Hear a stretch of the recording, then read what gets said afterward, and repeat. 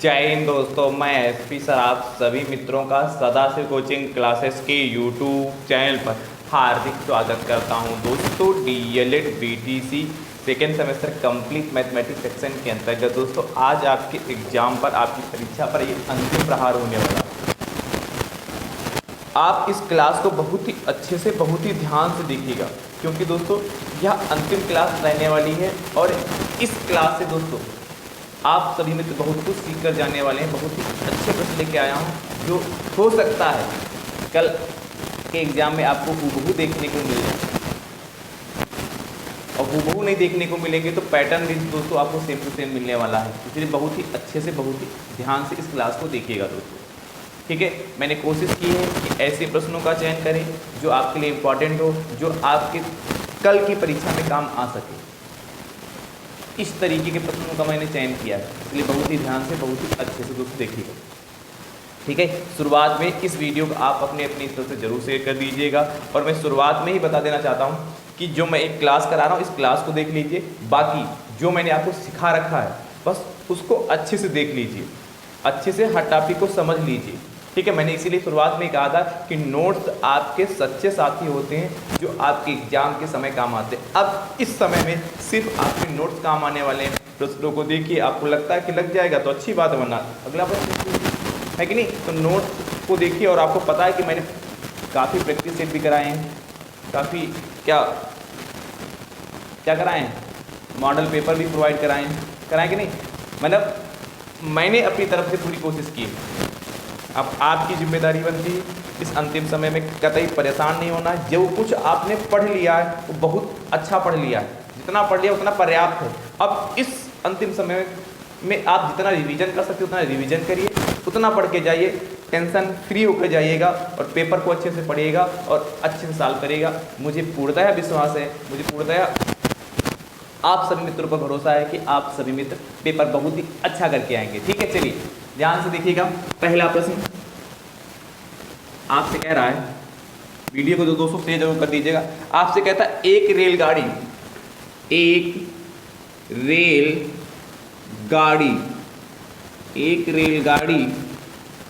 120 metre लंबी, 120 metre लंबे platform को, 120 मीटर लंबे प्लेटफार्म को 12 सेकेंड में पार करती है। प्लेटफार्म को 12 सेकेंड में पार करती है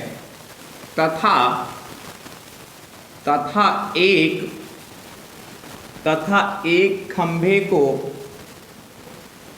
एक खंभे को 2.5 सेकेंड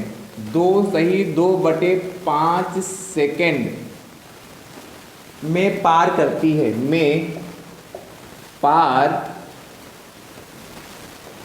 करती है। आगे आपसे कहता है रेलगाड़ी की लंबाई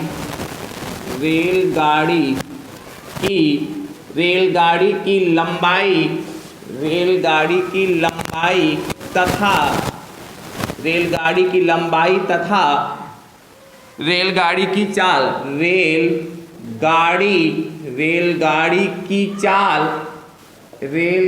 की चाल किलोमीटर प्रति घंटा में ज्ञात कीजिए। किलोमीटर प्रति घंटा में ज्ञात कीजिए। ध्यान समझिएगा कैसे करेंगे इस प्रश्न को, क्योंकि बहुत ही बेहतरीन प्रश्न है। आपसे कह रहा है क्या,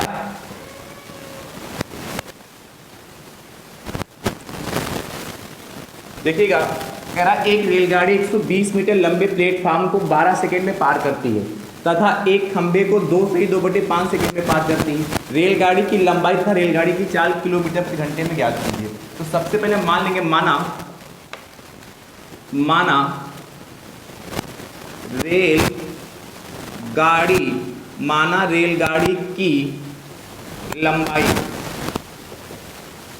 रेलगाड़ी की लंबाई बराबर x मीटर। कितना मान लेते हैं, x मीटर मान लेते हैं, जो रेलगाड़ी x मीटर लंबी है। अब देखिएगा कह रहा है एक रेलगाड़ी 120 मीटर लंबे प्लेटफार्म को 12 सेकंड में पार करती है और तथा एक खंबे को 2/2/5 सेकंड में पार करती है। 2/2/5 सेकंड में पार करती है। तो ध्यान समझिएगा क्या लिखोगे, प्लेटफार्म को पार करते समय, ध्यान समझिएगा, प्लेटफार्म को पार करते समय, प्लेटफार्म को पार करते समय रेलगाड़ी की चाल, प्लेटफार्म को पार करते समय रेलगाड़ी की चाल। अच्छा आपने छोटे क्लास में पढ़ रखा चाल बराबर दूरी बटे समय, पढ़ रखा कि नहीं, दूरी बटे समय। अब बहुत ध्यान सुनिएगा, चाल बराबर दूरी बटे समय यानी कि डिस्टेंस पता होनी चाहिए। तो प्लेटफार्म कितना है, प्लेटफार्म 120 मीटर लंबा, 120 मीटर लंबा प्लेटफार्म है और रेलगाड़ी की लंबाई x मीटर है, रेलगाड़ी की लंबाई x मीटर, यानी जितना लंबा प्लेटफार्म होगा और जितनी लंबी रेलगाड़ी होगी उन दोनों का योग, यानी कि दूरी जब निकालेंगे तो क्या x लंबाई की रेलगाड़ी है और प्लेटफार्म की लंबाई 120 मीटर है, इन दोनों को जोड़ेंगे तब जाके इतना डिस्टेंस जब रेलगाड़ी तय करेगी तब वो प्लेटफार्म को पार करेगी। ध्यान सुनेगा, बहुत ध्यान से, आप जब स्टेशन पर जाते हैं बहुत ध्यान से देखिए, जब एक रेलगाड़ी स्टेशन को पार करेगी तो क्या जितनी रेलगाड़ी की लंबाई होगी वह डिस्टेंस और जितना प्लेटफार्म लंबा होगा वह डिस्टेंस जब पूरा कवर हो जाएगा तब जाके वह रेल जो प्लेटफार्म को पार कर पाएगी। बहुत ध्यान से देखिएगा जाके, आपको भी अनुभव होगा। और बटे समय, समय कितना है 12 सेकंड, इसको 12 से भाग कर दें और ये चाल है इसलिए किसमें आएगी, मीटर पर सेकंड में। ध्यान सुनिएगा, मीटर पर सेकंड, ठीक है। ये इक्वेशन नंबर 1 बन गई। अब इसके बाद हम क्या करेंगे, खंभे को पार करते समय, खंभे को पार करते समय रेलगाड़ी की चाल, रेलगाड़ी की चाल जब खंभे को पार करेगी उस समय रेलगाड़ी की चाल क्या होगी। अब देखिए खंभे की जो लंबाई है वो कितना, छोटा सा खंभा होता है उसको क्या शून्य मानी जाती है। जैसे प्लेटफार्म की लंबाई तो 120 मीटर दे रखा, परंतु जो खंभा यूज किया जाएगा उसकी लंबाई को शून्य माना जाएगा, यानी कि सिर्फ रेलगाड़ी की लंबाई को उतना ही समय, उतनी डिस्टेंस कवर करेगी x, और बटे समय कितना 2/2/5, तो 2/2/5 इसको सिंपल भिन्न में कन्वर्ट करिए तो 5 दूनी 10, 2 12, 12 बटे कितना हो जाएगा 5, कितना है 12/5, यानी इसको 12/5 से भाग करिए। अब देखिएगा ध्यान से, ये मीटर पर सेकंड में आ गया, 12/5 मीटर पर सेकंड। अब देखिएगा x/1 मान लें, उसको कितना 12/5 हो गया, यानी कि x/1 होगा, जब 4 टर्म होते पलट जाते हैं, सबसे नीचे वाला ऊपर जाता है 5/12, यानी कि इतने x की मल्टीप्लाई 5 से करेंगे तो कितना 5x है कि नहीं बटे 12। देखिए मैंने 10 साल करके दिखा दिया, मीटर पर सेकंड कैसे आया ये मैंने बता दी। अब देखिएगा ध्यान से, बस होगा थोड़ा सा बचा, ये प्रश्न आपके एग्जाम में 2 नंबर में आ सकता है। देखिएगा यह समीकरण 1 है, यह समीकरण 2 है। देखिए दोनों रेलगाड़ी की चाल, ये भी रेलगाड़ी की चाल है, ये भी रेलगाड़ी की चाल है। जब दोनों रेलगाड़ी की चाल है तो ऐसी कंडीशन में क्या लिखोगे, समीकरण 1 तथा समीकरण 2 से, समीकरण 1 तथा समीकरण 2 से क्या हो जाएगा, दोनों आपस में बराबर हो जाएगा, x प्लस 120/12 बराबर कितना 5x/12। अब देखिएगा ये हर जो है यहाँ भी 12 यहाँ भी 12 है, तो ऐसी कंडीशन में इसको हम काट सकते हैं एक बार में, ठीक है। अब देखिएगा बचेगा क्या, x प्लस 120 बराबर 5x, 5x को अपनी जगह पे रखें, 120 को अपनी जगह पे रखें, x को उठा के उधर ले जाओगे तो 5x माइनस का x, देन 120 इक्वल टू कितना 4x, देन x बराबर 120/4। समझ पाए कि नहीं, 5x में से एक जाएगा 4x बचेगा और जो गुणे में वो बटे में जाएगा, तो 4 एकम 4 और 4 3 12 30, x बराबर 30 मीटर आया। और x है क्या, x है क्या भैया, आपने क्या माना था रेलगाड़ी की लंबाई, यानी कि रेलगाड़ी 30 मीटर लंबी होगी, परंतु आपसे एक चीज और पूछा, रेलगाड़ी की चाल होगी किलोमीटर प्रति घंटा में, तो लिखना रेलगाड़ी की चाल। अब देखिए दोनों रेलगाड़ी की चाल है, ये भी रेलगाड़ी की चाल है, ये भी रेलगाड़ी की चाल, तो चाहे इक्वेशन नंबर 1 में वैल्यू पुट करें चाहे इक्वेशन नंबर 2 में पुट करें। देखिए अब आपको करना का जो आपको आसान इक्वेशन लगे, तो हमको लग रहा है ये आसान पड़ेगी, इसलिए यहाँ लिख दो समीकरण कितना 2 से, समीकरण 2 से रेलगाड़ी की चाल। आप 1 में भी रख सकते हैं, परंतु हमें क्या समय बचाना है इसलिए क्या उसमें रख देते हैं। तो बराबर कितना हो जाएगा 5/12 इंटू एक्स है, तो एक्स या कितना रखोगे आप 30, एक्स या कितना रखा 30, काट लीजिए। जब आप काटेंगे तो किसी से कटेगा, बताइए किसी से कटेगा? ये किस में आएगा? मीटर पर सेकेंड में आएगा। ये तो आंसर मीटर पर सेकेंड में आ रहा है रेलगाड़ी की चाल, परंतु हमें किलोमीटर प्रति घंटा में चाहिए। तो 5 की मल्टीप्लाई 30 से करेंगे, 5 गुणे 30 और बटे 12 ये हो गया। आप ध्यान सुनिएगा, आप जानते हैं, बहुत ध्यान से, आप जानते हैं 1 किलोमीटर जो होता है वह 1000 मीटर के बराबर होता है। यानी कि यहाँ से यदि हम 1 मीटर निकालेंगे तो 1 मीटर में कितना हो जाएगा? 1 बटे 1000 किलोमीटर हो जाएगा। भाई जो गुणे में बटे में जाएगा कि नहीं, इसको 1000 मीटर लिखे इंटू 1 इंटू 1000 इंटू 1 मीटर भी लिख सकते हैं कि नहीं लिख सकते हैं? बिल्कुल लिख सकते हैं भैया। बात समझ पाए? क्यों समझ पा रहे हो? वही f1 की वैल्यू निकाल ली थी।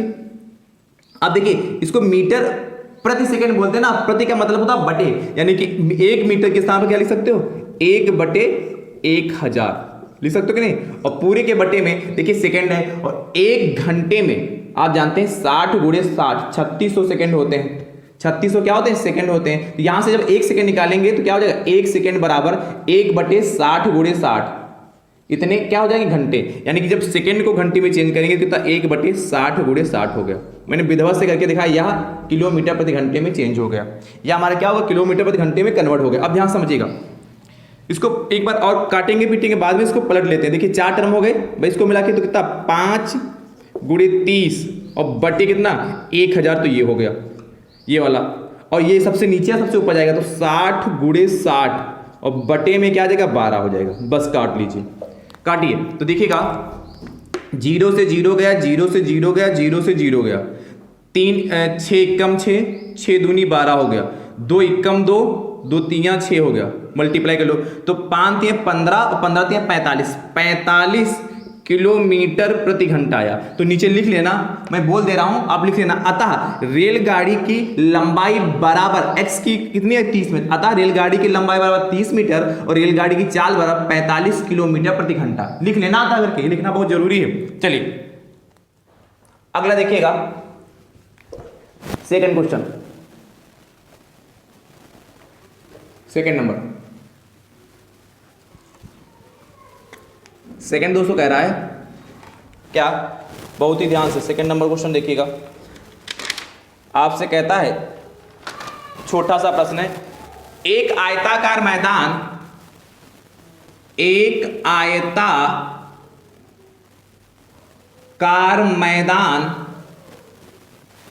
आयताकार मैदान का क्षेत्रफल 0.5 हेक्टेयर है। 0.5 हेक्टेयर है, 0.5 हेक्टेयर है। यदि इस मैदान की एक भुजा, यदि इस मैदान की एक भुजा 125 मीटर है, 125 मीटर है, तो दूसरी भुजा ज्ञात कीजिए। तो दूसरी भुजा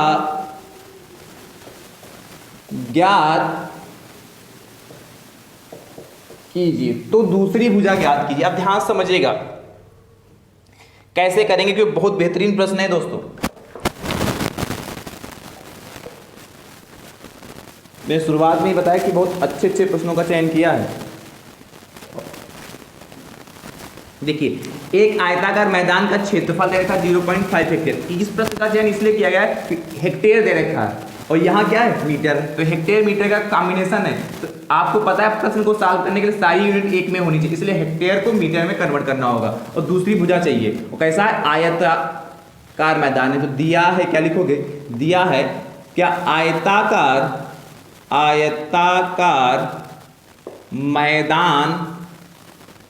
मैदान का क्षेत्रफल, आयताकार मैदान का क्षेत्रफल 0.5 हेक्टेयर। और भैया आप जानते हैं 1 हेक्टेयर जो होता है, एक लिखना, क्योंकि 1 हेक्टेयर बराबर जो होता है भैया 10,000 वर्ग मीटर स्क्वायर। 1 हेक्टेयर में कितना? 10,000 वर्ग मीटर स्क्वायर होता है। ठीक है, यानी कि जहां पर 0.5 हेक्टेयर है, इसको क्या करेंगे? 10,000 से मल्टीप्लाई कर दें तो यह मीटर स्क्वायर में कन्वर्ट हो जाएगा। यानी कि 5 1 2 3 0 बढ़ा दिया, एक अंक बाद पॉइंट, इसलिए एक अंक बाद पॉइंट लग गया, मीटर स्क्वायर हो गया, यानी कि 5000 मीटर स्क्वायर हो गया। आपसे कह रहा था इसमें से एक भुजा दे रखी, तो एक भुजा क्या है, एक भुजा बराबर दे रखी कितना 125 मीटर। देखिए इसमें ये हमें नहीं पता कौन सी लंबाई कौन सी चौड़ाई, इसलिए हम मान लेंगे माना दूसरी भुजा, माना दूसरी भुजा बराबर x मीटर। देखिए हमें लंबाई चौड़ाई पता नहीं, इसलिए हम क्या है, एक भुजा दूसरी, एक इसमें लंबाई होगी एक चौड़ाई होगी। आप जानते हैं भैया आयताकार, अब कोई आयत है तो उसका क्षेत्रफल क्या होता है, आयत का क्षेत्रफल लंबाई गुणे चौड़ाई, तो आयताकार मैदान का क्षेत्रफल बराबर एक भुजा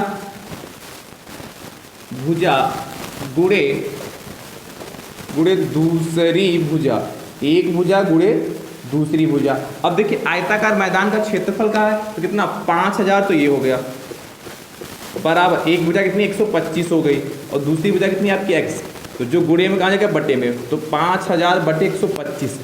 अब देखिए काट लीजिए 125 एकम 125 और 125 चक्कू 500 होता 40, x बराबर 40 मीटर, यानी कि चौड़ाई होगी ना भाई, ये लंबाई होगी। तो क्या लिखोगे, अतः जो पूछा था, क्या पूछा है, दूसरी भुजा, अतः आयताकार, पूरा लिख लो चाहे आयताकार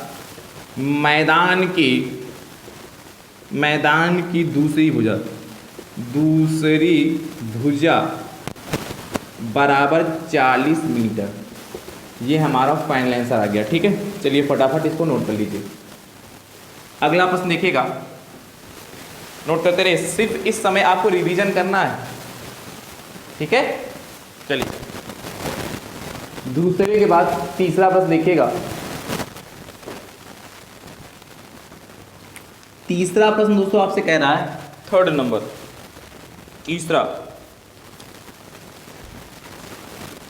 तीसरा प्रश्न कहता है, एक कक्ष की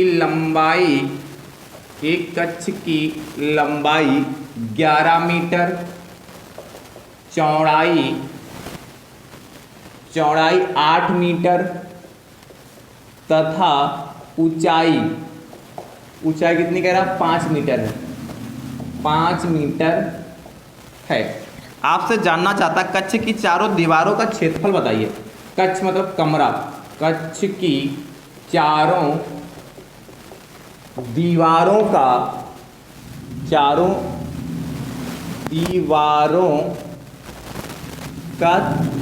क्षेत्रफल ज्ञात कीजिए। कक्ष की चारों दीवारों का क्षेत्रफल ज्ञात कीजिए। अब ध्यान समझिए कैसे करेंगे, कक्ष की चारों दीवारों का क्षेत्रफल कैसे निकालेंगे। क्या, एक कक्ष की लंबाई दे रखी, चौड़ाई दे रखी, ऊंचाई दे रखी, तो क्या लिखोगे, दिया है हमें, दिया है क्या, कक्ष की लंबाई L से रिलेट करते, L बराबर 11 मीटर। ठीक भैया, और कक्ष की चौड़ाई, देखिए मैं इस अंतिम समय में भी लिखने का प्रयास कर रहा हूँ कि मतलब ये ना हो कि सर जल्दी जल्दी पढ़ा रहे हैं, खुद नहीं लिख रहे हैं, हमसे कहना है कि बढ़िया से लिखना जाके, नहीं, वो लिखना जो जरूरी, लिखने का तरीका भी आना चाहिए। अगला क्या, कक्ष की चौड़ाई, कक्ष की चौड़ाई की ऊंचाई, इसको हाइट कहते हैं, h बराबर कितना 5 मीटर। ठीक है, कक्ष की चारों दीवारों का क्षेत्रफल कह रहा है, तो लिखना कक्ष की चारों दीवारों का क्षेत्रफल इक्वल टू कुछ समान, कक्ष की चारों दीवारों का क्षेत्रफल। अब ध्यान सुनिए, कक्ष की चारों दीवारों का क्षेत्रफल, कक्ष कहे, कमरा कहे, कुछ भी कहता है तो आप क्या लिखोगे, ये होता है 2 ब्रैकेट में L plus B into H होता है, 2 ब्रैकेट में L plus B into H, लंबाई प्लस चौड़ाई उसकी ऊंचाई से मल्टीप्लाई कर दें। 2 ब्रैकेट में L कितना आपका 11 प्लस बी कितना आपका 8 इंटू एच कितना आपका 5, बस सॉल्व कर लो तो आप पाएंगे 2 पंचे 10 हो गया और गुणे 11 और 8 19 हो गया, तो कितना 190 मीटर। तो नीचे लिखे ना, अतः कक्ष की लंबाई बराबर 190 वर्ग मीटर या मीटर स्क्वायर हो गया। है बढ़िया प्रश्न कि नहीं।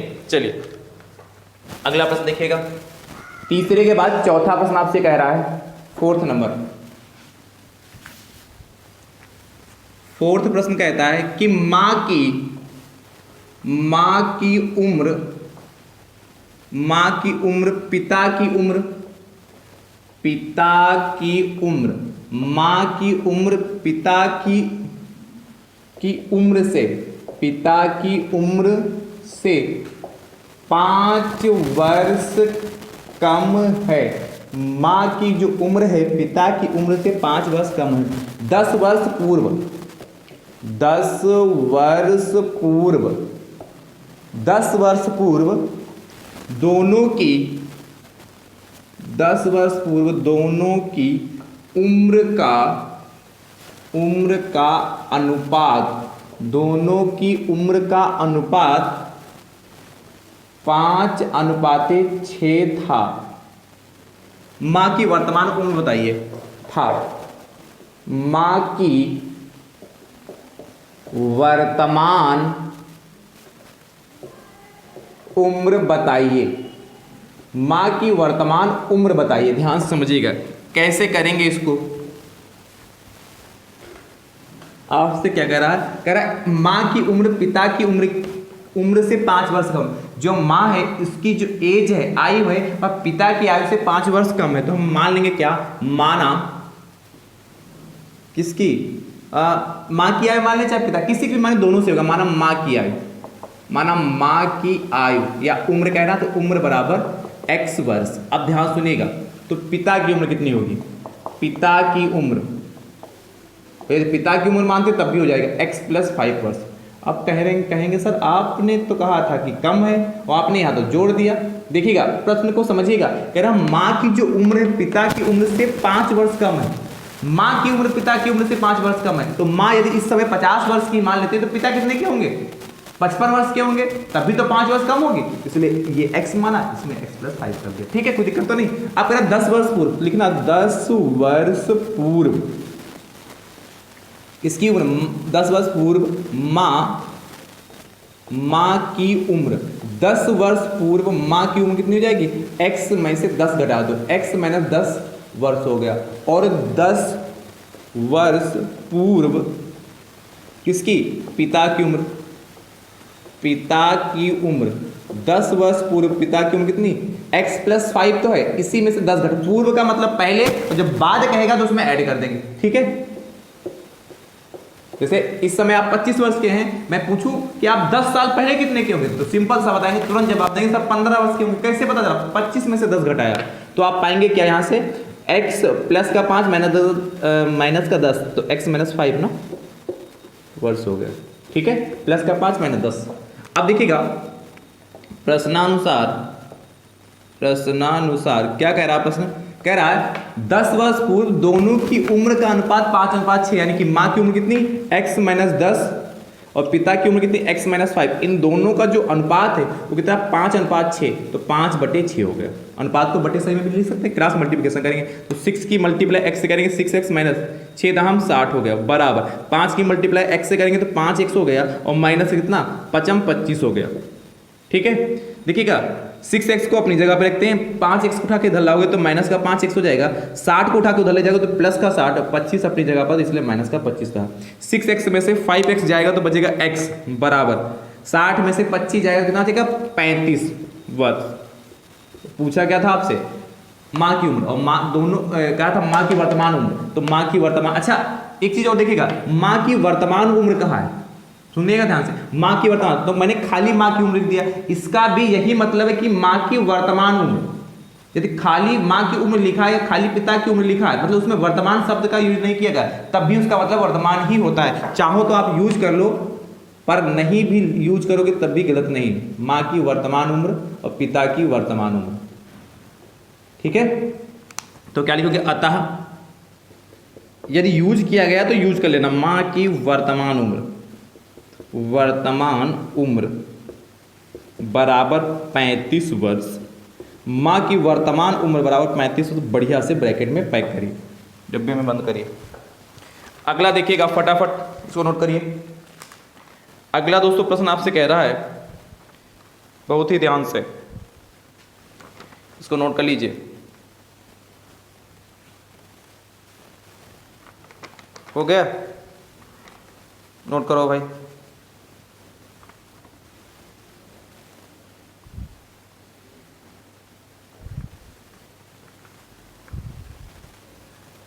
रब कर रहे हैं इसको।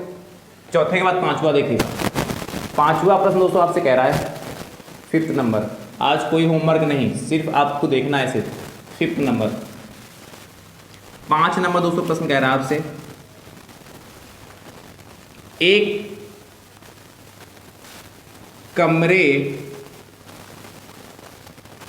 की लंबाई, एक कमरे की जो लंबाई है वह आपसे कह रहा है 64 मीटर 7 सेंटीमीटर तथा चौड़ाई 20 मीटर 21 सेंटीमीटर तथा चौड़ाई 20 मीटर 21 सेंटीमीटर है, 20 मीटर 21 सेंटीमीटर है। उस बड़ी से बड़ी वर्गाकार टाइल की भुजा ज्ञात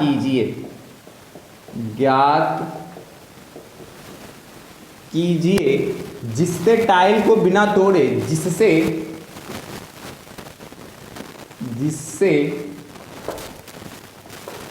टाइल को बिना तोड़े फर्श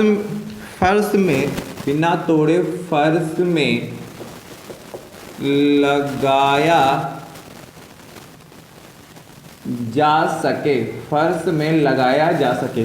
अब ध्यान समझिएगा, बहुत ही आसान प्रश्न है। इसमें यूज किया गया है क्या, एक कमरे की लंबाई 64 मीटर 7 सेंटीमीटर तथा चौड़ाई 20 मीटर 21 सेंटीमीटर है। उस बड़ी से बड़ी भुजा, वर्गाकार टाइल की भुजा, बड़ी से, जब भी मैंने कहा था बड़ी से बड़ी भुजा कहा गया है, या क्या है, वह अधिकतम संख्या ज्ञात कीजिए। कभी ऐसे प्रश्न समझिए कि वह अधिकतम संख्या ज्ञात कीजिए, या वह बड़ी से बड़ी संख्या ज्ञात कीजिए।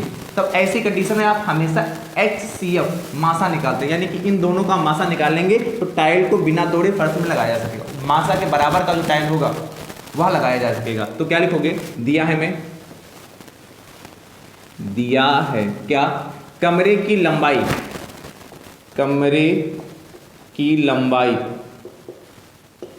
को कह सकते हैं L से। L बराबर देखिए, ये 64 मीटर 7 सेंटीमीटर। देखिए दो चीजें, एक मीटर भी सेंटीमीटर है, वो आप जानते हैं 1 मीटर में 100 सेंटीमीटर होता है। इसलिए 64 को 100 से मल्टीप्लाई करोगे तो 100 ये मीटर हो गया, और प्लस 100 सेंटीमीटर, सॉरी 100 सेंटीमीटर, 64 गुणे 100 सेंटीमीटर, और ये 7 तो प्लस का 7 सेंटीमीटर हो गया।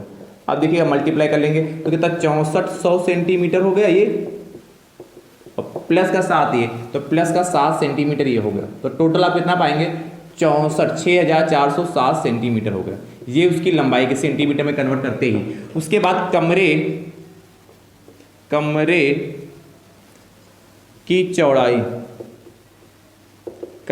चौड़ाई, चौड़ाई को कह सकते हैं 20 से, विड्थ बड़ा कितना है 20 मीटर 21 सेंटीमीटर, 20 मीटर 21 सेंटीमीटर, यानी कितना 20 गुणे 100 सेंटीमीटर हो गया, और प्लस 21 सेंटीमीटर ये हो गया।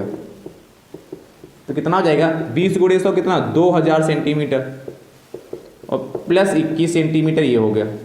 तो टोटल कितना हो जाएगा, 2021 सेंटीमीटर ये हो गया, इसकी चौड़ाई आ गई। अब क्या चाहिए हमें, बड़ी से बड़ी वर्गाकार टाइल की भुजा चाहिए। तो क्या लिखोगे, 6407 तथा 2021 का मासा, ये इसे नीचे लिखा है तो मासा निकालिए। तो कितना, 2021 से 6407 को भाग करोगे तो कितनी बार में जाएगा, 2 बार, 3 बार में ज़्यादा हो जाएगा ना, कि नहीं 3 बार में चला जाएगा। तो 3 एकम 3 हो जाएगा, 3 दूनी 6 हो गया, फिर 0 हो गया, 3 दूनी 6 हो गया, घटा लीजिए। 7 में से 3 गया 4, 7 में से 3 गया 4, यहाँ से ऐसे लेंगे 10, 10 में से 6 गया 4, यहाँ बचेगा 3, 344, 2 0 1, 6 बार में जाएगा कि नहीं। देखिए 6 चौक 24 के 4 हासिल आ जाएंगे 2, और 6 चौक 24 और 2, बताइए 24 तो 26 हासिल आएगा कितना 2, और 6 3 18 2 20, तो ज़्यादा हो गया है, 5 ही बार लगाएं। 5 बार लगाते हैं भाई। तो 5 चक्कू 20, 5 चक्कू 20, 2 22 और 5 3 15, 2 17 हो गया।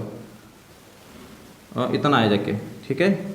5 चक्कू 20, 5 चक्कू 20, 2 22, हासिल आया 2 और 5 3 15, 2 17 घटा लीजिए तो कितना आ जाके 1 2 में से 2 गए 0, यहाँ से हासिल गए तो 10 10 में 7 गए 301। इधर देखिएगा, इसके बाद भाई देखिए जगह नहीं तो 301 में इस तरीके से चिन्ह लगाइएगा।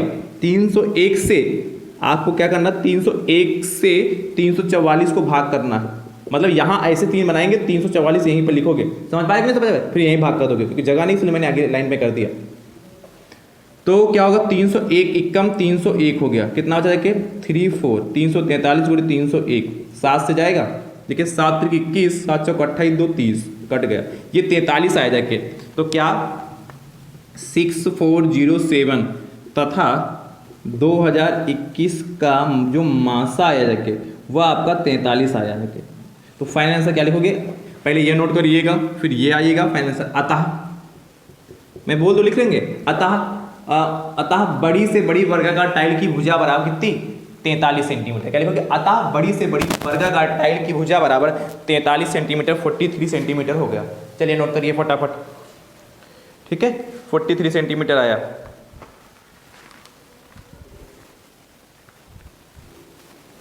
देखिए एक प्रश्न देखिएगा, 5वें के बाद छठा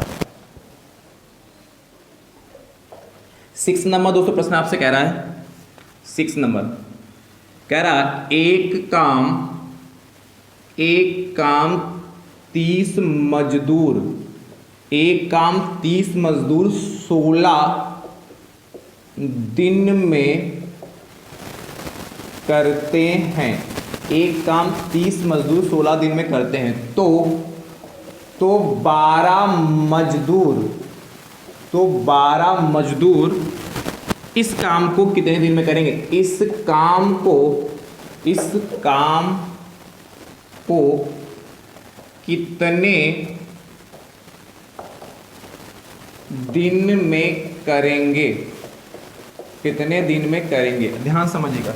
इस काम को 12 मजदूर कितने दिन में करेंगे, अब ध्यान समझिएगा,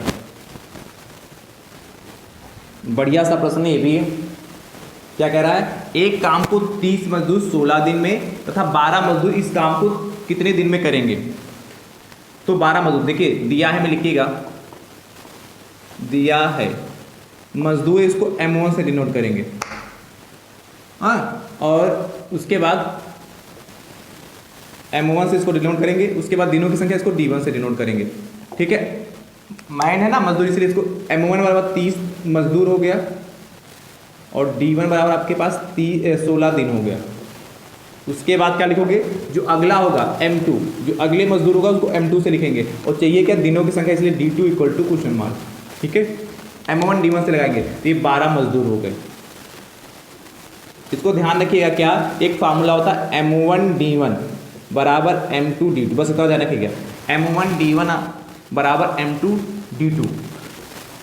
M1 की वैल्यू 30, D1 की वैल्यू 16 बराबर M2 की वैल्यू 12 हो गई और D2 की वैल्यू D2 ही रहेगी। तो यहाँ से D2 की वैल्यू निकालोगे तो 30 गुणे 16 और D2 के गुणे में 12 इसलिए बटे में चला गया, तो 4 से काटो, 4 3 12, 4 चक्कू 16, 4 3 एकम 3, 3 दहम 30, यानी कि D2 इक्वल टू 10 चौक 40 दिन आ गया, कितना 40 दिन आ गया। तो क्या लिखोगे, लिख लेना नीचे, अतः 12 मजदूर इस काम को या उसी काम को कितने 40 दिन में करेंगे, अतः 12 मजदूर उसी काम को 40 दिन में करेंगे, लिख लेना ना, ठीक है, पेपर में लिख, जरूर ध्यान रखिएगा इसको।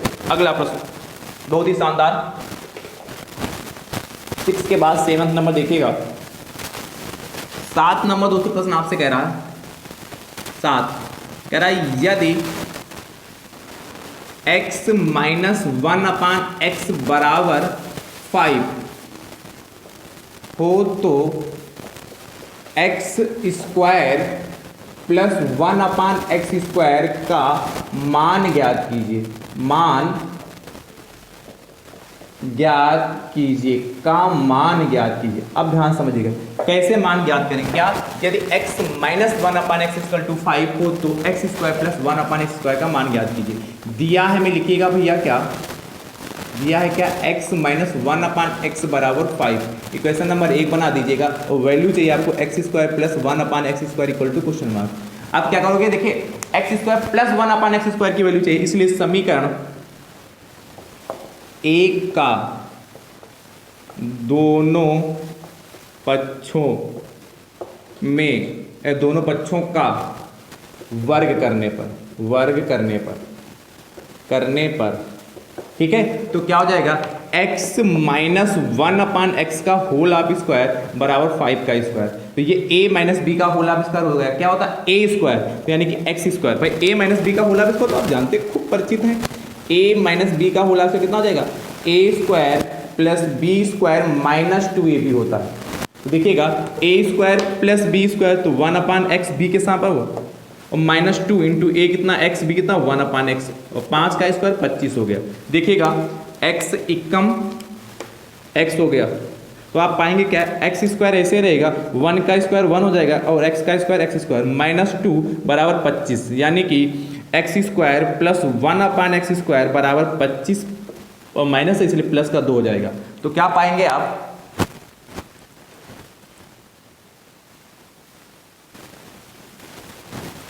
तो ये x² प्लस 1/x² बराबर 25 प्लस 2 हो गया, यानी कि यहाँ से देखिए फाइनल आंसर क्या आ रहा है हमारा, अतः करके लिख लीजिएगा, अतः x² plus 1/x² equal to 25 plus 2 कितना 27, ये आंसर आ गया हमारा। अच्छा यहाँ से ध्यान सुनिएगा, यहाँ से जैसे जिस तरीके से माइनस वाला इसी तरीके से पहले प्लस वाला भी पूछा जा सकता है, ध्यान समझिएगा। तो 8 नंबर होता है, इससे कहता है यही सेम चीज़ है, x plus 1/x equal to 5 हो तो x² प्लस 1/x² का मान ज्ञात कीजिए। तो कैसे करते हैं, सेम ऐसे प्रोसेस, x दिया है मैं क्या लिखूँ, x plus 1/x equal to 5, x² plus 1/x² का whole of x² plus 1/x² का मान ज्ञात करना है। फिर समीकरण एक का दोनों पक्षों में वर्ग करते हैं, तो जहाँ x माइनस था वहाँ x प्लस 1/x का होल ऑफ स्क्वायर हो जाता, और ये a माइनस बी का होल ऑफ स्क्वायर ये होता, a प्लस बी का होल ऑफ स्क्वायर क्या होता, a² plus b² plus 2ab होता है, यानी कितना a² plus b² plus 2ab, और काट पीट लेंगे तो यहाँ प्लस हो जाएगा, तो 25 में से ये देखिए प्लस का 2 हो जाएगा, माइनस का 2 हो जाएगा, यानी कितना 25 में से 2 हो जाएगा, कितना हो जाएगा 23, तब 23 आंसर आता है। ठीक है, तो ध्यान रखिए प्लस माइनस में कोई भी आ सकता है, और यहाँ पर 5 की जगह कुछ भी हो सकता है, अंश बटे परमेय संख्या भी हो सकती है, 2/3, 3/2, 3/5 ऐसे कुछ भी हो सकता है यहाँ पर। अगला देखिएगा 8 के बाद 9 नंबर दोस्तों आपसे कह रहा है कि ये 8 का सोल्यूशन है। 9 नंबर प्रश्न दोस्तों आपसे कहता है, बहुत ही ध्यान से बहुत ही अच्छे से देखिएगा, सिंपल सा अगला प्रश्न आपसे कहता है क्या, 112 माइनस बड़ा ब्रैकेट 121 भागे 11 गुणे 11 माइनस का 4 और माइनस का मंझला ब्रैकेट 3 माइनस का 8 माइनस का 1, ठीक है, मंझला ब्रैकेट बंद है, बड़ा ब्रैकेट बंद, को सरल कीजिए, को सरल कीजिए, को सरल कीजिए। अब ध्यान समझिएगा कैसे इसको हम सरल करेंगे।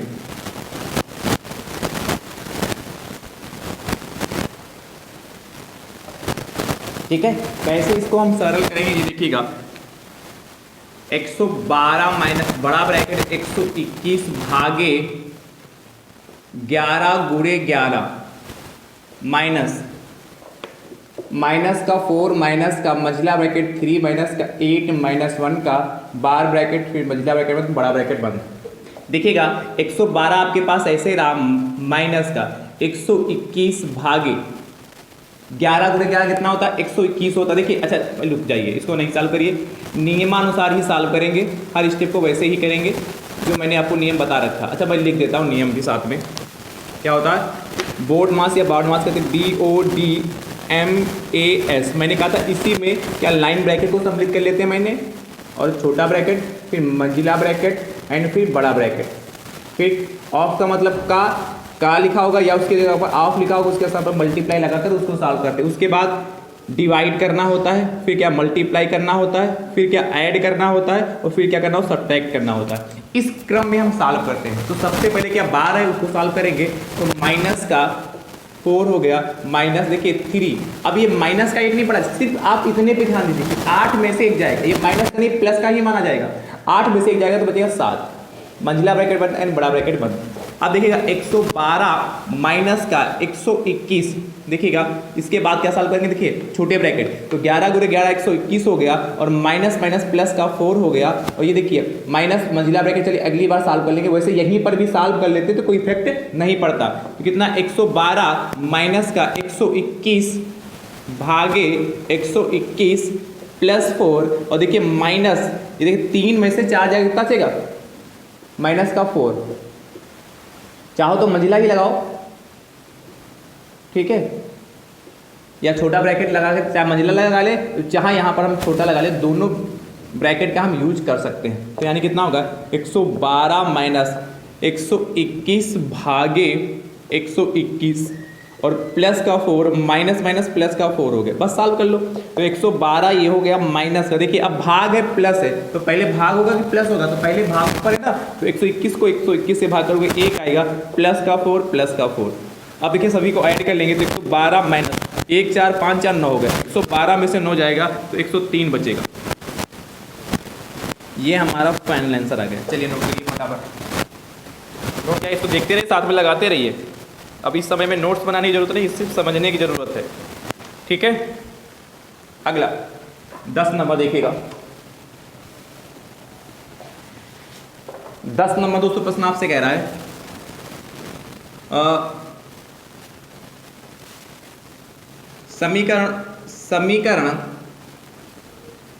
समीकरण 2x माइनस 3/5 बराबर 7 को हल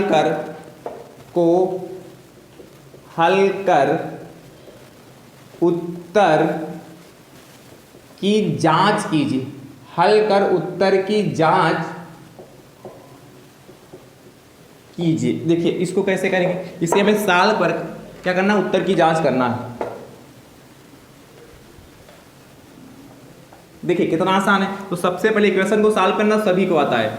2x माइनस 3/5 इक्वल टू 7, इसके नीचे मनमानी की क्रॉस मल्टीप्लिकेशन करेंगे तो 2x माइनस 3 हो जाएगा और 5 7 35 हो गया बराबर में, ठीक है। तो 2x बराबर 35 और माइनस का 3 हो जाएगा तो प्लस का 3 हो जाएगा, तो 2x बराबर 35 3 38, x बराबर 38/2, 2 एकम 2 2 एकम 2 2 9 18, x बराबर 19 आ गया। x की वैल्यू 19 आ जाएगी। अब क्या करो लिखोगे, कह रहा हल कर उत्तर की जांच कीजिए, तो हेडिंग डालिए उत्तर की जांच। हल करने मतलब x की वैल्यू, जो भी x में होगा तो x के मान के निकालेंगे, और y में होगा तो y में निकालेंगे जो समीकरण। उत्तर की जांच करने के लिए क्या, 2x माइनस 3/5 बराबर कितना 7। इसका LHS पार्ट नोट कर हमें RHS लाना होगा। तो इधर वाला पार्ट LHS कहलाता है और इधर वाला पार्ट RHS कहलाता है। तो 2x माइनस 3/5, देखिए 2 और x की वैल्यू कितनी आई 19, तो 19 माइनस 3/5 हो गया। 19 दूना 38 माइनस 3/5 हो गया। 38 में से 3 जाएगा कितना बचेगा 35/5, काट लीजिए। तो 5 एकम 5 और 5 7 35, तो कितना 7 आएगा कि RHS प्रूव्ड। या C2 का लास्ट में लिख सकते हैं 2x minus 3/5 equal to 7 proved, ठीक है। या इतना भी रख देंगे तो हमारा काम चल जाएगा। अगला देखिएगा, एक प्रश्न फैक्टर वाला भी देख लेते हैं। 11 नंबर दोस्तों आपसे कह रहा है x की power 4 y minus x y की पावर 4 का गुणन के ऐसे के गुणनखंड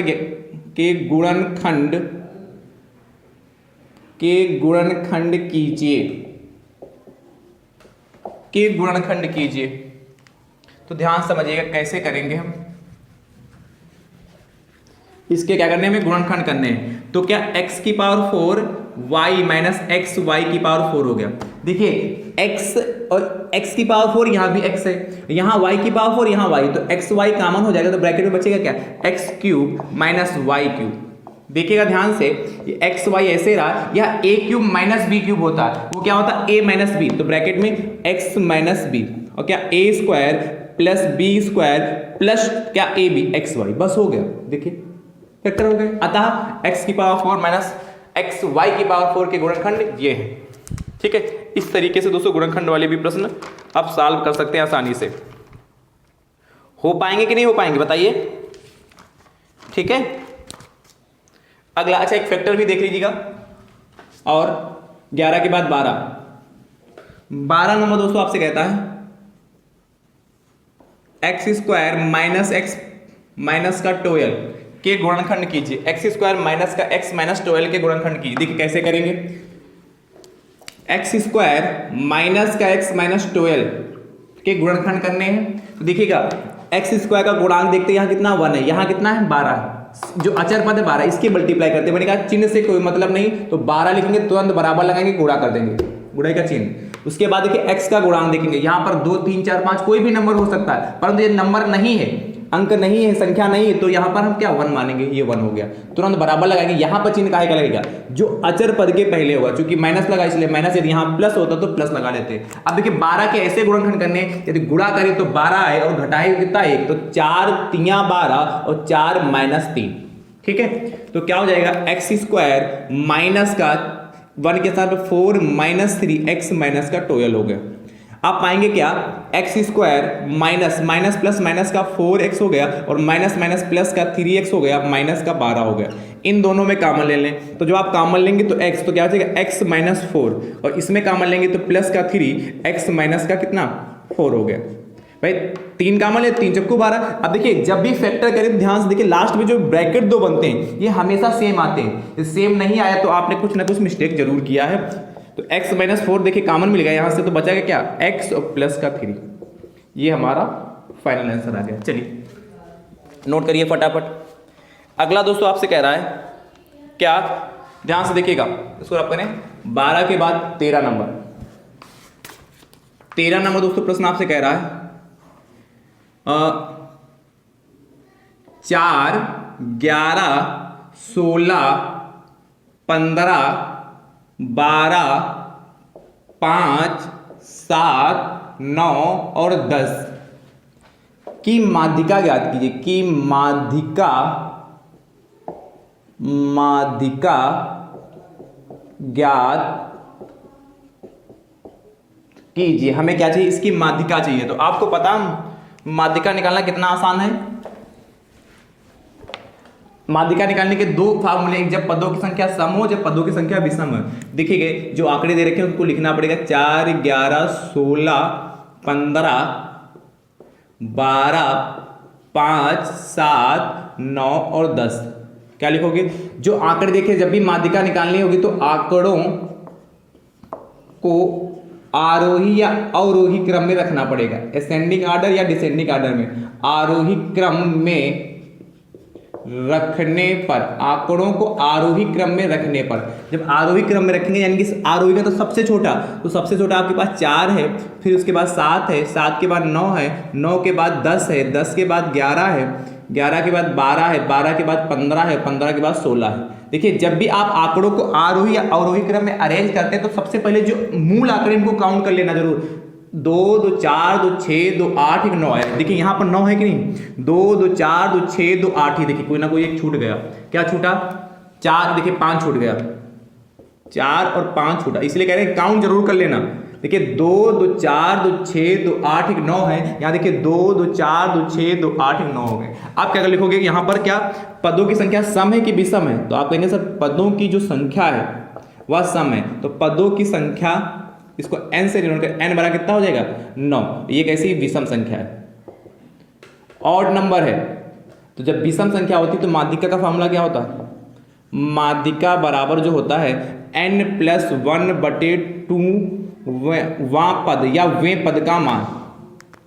n की वैल्यू 9 है, 9 + 1/2 वां पद, तो 10/2 वां पद। देखिएगा 2 एकम 2 2 पंचे 10, पांचवा पद, और पांचवा पद देखिए काउंट करिए 1 2 3 4 5 यानी 10। इसकी माध्यिका कितनी आई 10 आई, तो नीचे लिखना अतः माध्यिका बराबर 10 सेंटीमीटर। ये सेंटीमीटर क्या, ये सेंटीमीटर में दे रखा होगा तो सेंटीमीटर लगाएंगे, और यदि कुछ नहीं दे रखा तो सीधे खाली 10 ही लिख देंगे। चलिए नोट कर लीजिए, बढ़िया प्रश्न है भाई, नोट करिए फटाफट, अच्छे से इसको नोट कर लीजिए। अगला दोस्तों प्रश्न आपसे कहता है, ध्यान से, आपसे कह रहा है अगला प्रश्न, देखिए अगला प्रश्न आपसे कहता है 13 के बाद 14 नंबर, 14 नंबर दोस्तों देखिएगा, 14 नंबर क्वेश्चन।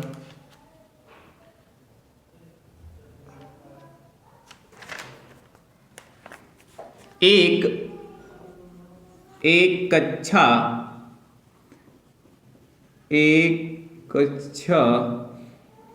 में 45 विद्यार्थी हैं, एक कक्षा में 45 विद्यार्थी हैं। आगे आपसे कहता है यदि छात्रों की संख्या, छात्रों की संख्या की 2/3 हो, 2/3 हो, तो छात्रों की संख्या ज्ञात कीजिए, तो छात्रों की संख्या ज्ञात कीजिए। अब ध्यान समझिए कैसे करेंगे। आपसे कह रहा है, क्या कह रहा है, आपसे कह रहा है एक कक्षा में 45 विद्यार्थी, टोटल एक क्लास है, उस क्लास में 45 स्टूडेंट्स हैं। यदि छात्रों की जो संख्या है छात्राओं की संख्या से 2/3 हो, छात्रों की संख्या छात्राओं की संख्या की 2/3 हो, तो मानोगे, माना छात्राओं की संख्या बराबर x, मान लेते हैं उस क्लास में जो छात्राएं हैं वह x हैं, तो बताइए छात्रों की संख्या कितनी हो जाएगी, छात्रों की संख्या। अब देखिए जो कह रहा है प्रश्न करते जाइए। आपसे कह रहा है यदि छात्रों की संख्या छात्राओं की संख्या की 2/3 हो, छात्राओं की संख्या की 2/3 हो, यानी कि 2/3 x से मल्टीप्लाई कर देंगे, तो प्रश्नानुसार क्या करोगे, इन दोनों को ऐड कर दोगे, तो छात्रों की संख्या प्लस छात्राओं की संख्या x + 2/3 x बराबर कितना 45 हो गया, 45 हो गया। देखिए यहाँ पर 3 एलसीएम ले लोगे तो इसके नीचे 1 मानेंगे, 1 से भाग करेंगे 3 को, तो 3 आएगा, 3 की मल्टीप्लाई x से करोगे 3x प्लस का कितना 2x बराबर 45 हो गया। देखिए 3x + 2x कितना 5x, 3 की मल्टीप्लाई 45 से करोगे तो 3 × 45 है, मल्टीप्लाई कर लो 105 हो जाएगा। x बराबर 3 × 45, 105 क्यों, ज़्यादा होगा ना, 35 होता तो 105 होगा, 4 3 है 12, 120, 135 होगा ना, बटे में 5 जाएगा। तो देखिए 5 × 5, 5 × 9 45, x बराबर कितना 9 × 3 27 आया, x की वैल्यू जो 27 आएगी। आपसे पूछा क्या था, छात्रों की संख्या कितनी 2/3x, तो क्या लिखोगे, अतः छात्रों की संख्या बराबर 2/3 और x की वैल्यू कितनी 27, काट लो 3 × 3, 3 9 27, 2 18, 2 9 18, ये क्या होगा, अतः छात्र कितना, उस जिस क्लास में 45 विद्यार्थी, उस क्लास में छात्र कितने होंगे 18, और यदि छात्राएं पूछता तो 27 था, x की वैल्यू 27, तो छात्राएं 27, जोड़ लो 8 7 15 हो गया, 2 1 3 और 1 से चला जाए 4 45, यानी देखिए इन दोनों को जोड़ोगे तब भी 45 आएगा। देखिए इस टाइप के प्रश्नों में हम उत्तर भी चेक कर सकते हैं, क्या चेक कर सकते हैं, उत्तर भी चेक कर सकते हैं। ये सबसे बड़ी बात होती है, किस टाइप के प्रश्नों के उत्तर हम चेक कर सकते हैं। अगला देखिएगा, अगला प्रश्न आपसे क्या कहता है,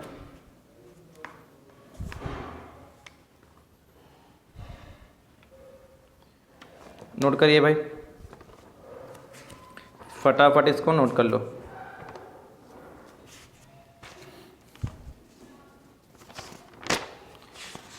और शेयर भी करते रहिएगा वीडियो को।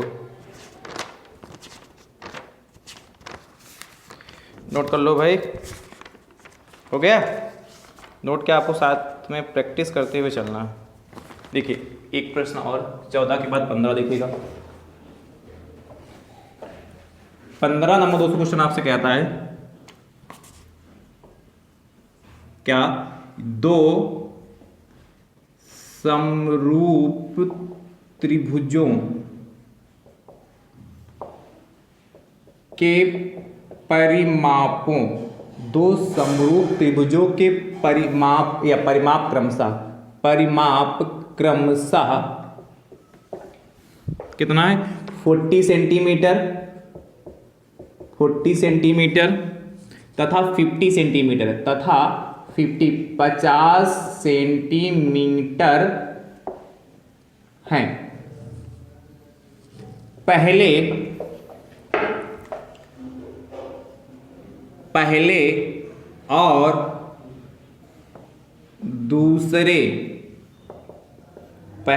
और दूसरे त्रिभुजों के क्षेत्रफल का अनुपात ज्ञात कीजिए।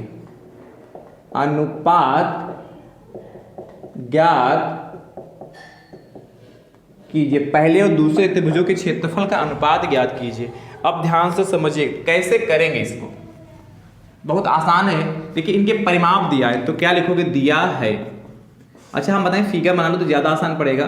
दो त्रिभुज समरूप कह रहा है तो एक त्रिभुज बना लेते हैं ये, दूसरा त्रिभुज बना लेते हैं इधर, इसका नाम है ABC, दूसरे का नाम PQR। इनके परिमाप दे रखे हैं तो पहले का परिमाप 40 सेंटीमीटर है और दूसरे का परिमाप कितना, 50 सेंटीमीटर है। एक का 40, दूसरे का 50 सेंटीमीटर है। पहले और दूसरे त्रिभुज के क्षेत्रफल का अनुपात चाहिए तो क्या लिखोगे, त्रिभुज दिया है, मैं क्या लिखोगे, त्रिभुज ABC का परिमाप बराबर 40 सेंटीमीटर और त्रिभुज PQR का परिमाप बराबर 50 सेंटीमीटर। ठीक भैया, ये 50 सेंटीमीटर हो गया। समझ रहे हो कि नहीं समझ रहे हो? उसके बाद देखिएगा क्या लिखोगे, त्रिभुज ABC, या ऐसे लिख लो,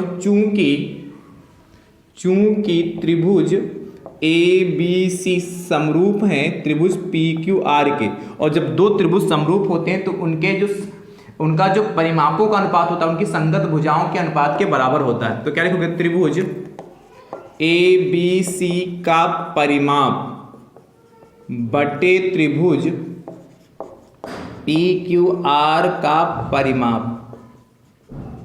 ठीक है, त्रिभुज ABC का परिमाप कितना, 40 है और त्रिभुज PQR का परिमाप कितना, 50। काट लीजिए यहाँ से 0/0। अब देखिए त्रिभुज ABC का परिमाप बन जाता है, या ऐसे रुक जाइए, बाद में काटेंगे। इनकी संगत भुजाओं के अनुपात के बराबर, संगत भुजा मान लेते हैं AB/PQ। त्रिभुज ABC का जो परिमाप बटे त्रिभुज PQR का जो परिमाप होगा AB/PQ, इनकी संगत भुजाओं के अनुपात के बराबर होता है। तो देखिए त्रिभुज ABC का परिमाप 40 है, ये बटे त्रिभुज PQR का परिमाप 50 है, AB/PQ का। अब काट लीजिए, 0 से 0 गया, क्या पाएंगे, AB/PQ = 4/5 होगा। कितना होगा, 4/5 होगा। अब ध्यान समझिएगा, आपसे क्या चाहिए, पहले त्रिभुज और दूसरे त्रिभुज, यानी कि पहला त्रिभुज क्या है, ABC का क्षेत्रफल, और दूसरा त्रिभुज क्या है, PQR का क्षेत्रफल। सुनते रहिएगा, ये क्या होता है, जब दो त्रिभुज समरूप होते हैं तो उनके क्षेत्रफल का जो अनुपात होता है उनकी संगत भुजाओं के अनुपात के वर्ग के बराबर होता है। तो कितना, AB/PQ का स्क्वायर हो जाएगा। अब देखिएगा इसके बाद यहीं कर दें, AB की वैल्यू 4 है, PQ की वैल्यू 5 है, 4/5 का स्क्वायर, 4 का स्क्वायर 16/5 का स्क्वायर 25। नीचे लिखना आता है त्रिभुज ABC का क्षेत्रफल बटे त्रिभुज PQR का क्षेत्रफल = 16/25, या अनुपात में लिखना चाहें तो त्रिभुज ABC का क्षेत्रफल अनुपात त्रिभुज PQR का क्षेत्रफल बराबर 16:25। ठीक है, अनुपात में भी इस तरीके से हम लिख सकते हैं, इस तरीके से आपके अनुपात का भी यूज कर सकते हैं। ठीक है, चलिए आज मैंने इतने प्रश्न कराए, इन प्रश्नों को अच्छे से देख लीजिएगा, और जितना आप इस समय रिलैक्स रहेंगे, आराम से पढ़ेंगे, क्योंकि आपको अच्छे से पढ़ना है, तभी जाके आप अच्छे से कर पाएंगे। रिलैक्स होकर पढ़िए और पेपर जब देखिएगा तो घबराइएगा कतई नहीं कि अरे कैसे करेंगे, आसान आ जाए तो इतना खुश हो जाए, पता चले खुशी में ही 2 4 5 प्रश्न चले गए। तो जब पेपर आपका आसान आए तब भी आपको ज़्यादा खुश नहीं होना है, और जब पेपर आपका कठिन हो जाना तब भी आपको घबराना नहीं, क्योंकि आपको पेपर तो देना ही देना है कि नहीं। इसीलिए आराम से मूड में रिलैक्स होकर अच्छे से पेपर दें, अच्छे से पेपर पढ़िए, फिर अच्छे से प्रश्नों को क्या लिखिए, उनके उत्तर दीजिए। ठीक है, चलिए इस वीडियो को आप सभी में अपने अपने हिस्से से जरूर शेयर करिएगा, और मुझे पूर्णतः विश्वास है कि आप सभी में अपना जो पेपर है बहुत ही शानदार तरीके से करके आएंगे, और कल आप बताएंगे कि आप सभी मित्रों के जो पेपर है वो कैसा हुआ, वो कितने नंबर आपके बन रहे हैं। ठीक है, चलिए वीडियो को शेयर करते रहिए। अब हमारी जो आपकी मुलाकात होगी क्या आगे होगी बहुत शीघ्रता के साथ, बहुत जल्दी ही। तब तक के लिए आप सभी में स्वस्थ रहिए, मस्त रहिए, मुस्कुराते रहिए। थैंक यू सो मच दोस्तों, राधे राधे दोस्तों।